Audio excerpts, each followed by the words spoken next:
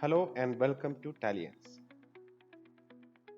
In this video, I'm going to show you how to change GST percentage of an item. Go to Alter, then select Item.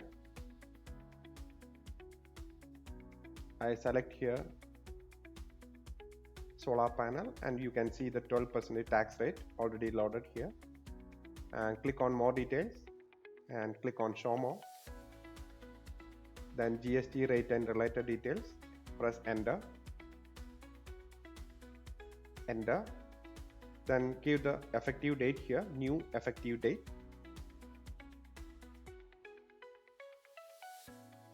And enter the new GST percentage. Save and exit. If you want to change a GST percentage, don't forget to give the effective date. Thank you.